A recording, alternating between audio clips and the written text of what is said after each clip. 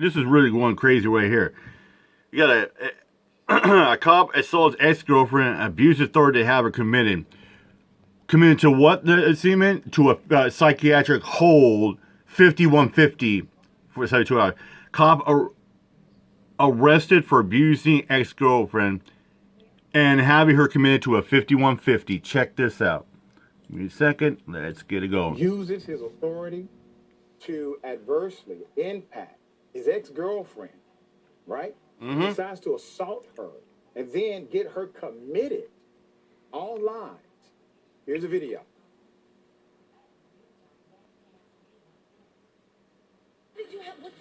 What is wrong with you? I don't need help. I need to get away from you. No. This isn't normal. I don't care what anybody says. Can I please stand up? Okay. I'm not going to any jail. I didn't do anything wrong. I'm not going anywhere. Absolutely not. Absolutely not. What is wrong with you? Would you do this?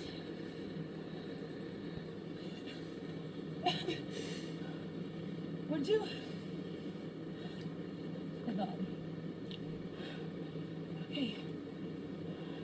Please let me go. You just called the cops on me. You're a cop. What the is wrong with you? I've lived all over the world, and not one time has anyone ever come up, tackled me, attacked me, and called the cops on me for existing in the woods. I didn't do anything wrong except disagree with you. Let me go. You can't just tackle me like that. Get off of me.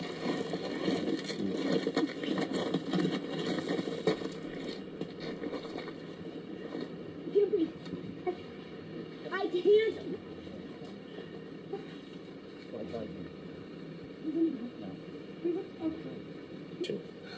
I don't think that's the situation. Nobody's here to hurt you at all.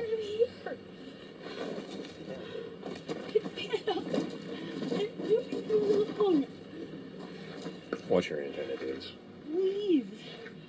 Please. Put up this coward's picture for a man. This is definitely a freaking coward.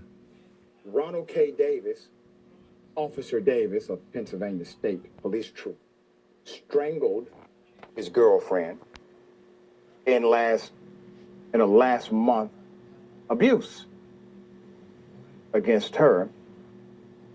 He abused his authority as well, had her committed.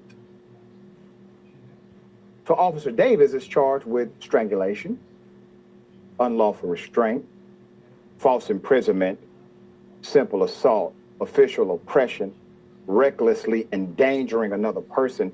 Davis has been denied bail and is being held at the Dauphin County Prison. Good. I'm glad that piece of shit is denied bail. That means a judge said no. Good. You get no bail. I'm glad. Good for that judge. Good for that judge. I can't imagine what this young lady was going through in those moments. You literally have somebody recording who's agreeing with this madness. You have him, he calls the police because he knows they got his back, regardless of him being right or wrong. Then he gets her committed. Let me give you background on the incident. It's a hell of a thing. The woman told state police that Officer Davis exerted control over her in a variety of ways, shutting off electricity to the camper where he lived, locking the shed that held her belongings, generally restricting access to her belongings, the affidavit said. As their relationship deteriorated in mid-August, she expressed the desire to start over in a new city and could start to feel tension building between her and Davis. The court document said the woman told state police she made statements to get a reaction from Davis, but never seriously wanted to kill herself. And Davis knew this. Davis left the Likens barracks on August 21st, drove straight to where his ex-girlfriend lived, more than 11 miles away. State police said in court documents. State police said Davis immediately confronted his ex-girlfriend when he found her in a picnic area of Weiser State Forest, Greenland. track in Williamston. She tried to get away from him, but he grabbed her, carried her away for a document state. A civilian who assisted Davis with finding his ex-girlfriend started recording the confrontation, according to the police. According to the court documents, the recording showed the pair on the ground with Davis sitting on top of the woman. At one point, he had her in a wrestling style hold, and she could be heard saying, "I can't breathe," multiple times, the affidavit says. Court documents said Davis told troopers his ex-girlfriend had been making comments the entire day of August 21st about being suicidal and depressed. On August 26th, she was released from the hospital. The ex-girlfriend told police that Davis threatened to make her appear crazy throughout their 4-month relationship. "I know you're not crazy. I paint you as crazy," Davis told her, according to court documents. "I know the law." The ex-girlfriend was ultimately committed to a 72-hour psychiatric hold against her will under false pretenses, said police. Medical professionals told state police she seemed agreeable after she was taken to the hospital. She did not display suicidal tendencies. State police concluded the woman's text messages to Davis were a combination of her frustration and desire to leave the relationship, not to die by suicide. State police also said Davis abused his position Of course he did. as a state trooper. Put up his picture again. One more time. Scumbag.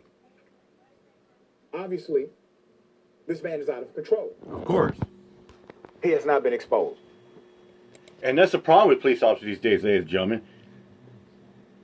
As soon as they get that gun, that badge, and that power, they get all the power in the world, because you know what? It's that thing they got called qualified immunity. It means they can do whatever they want. They can abuse their power and they get away with that.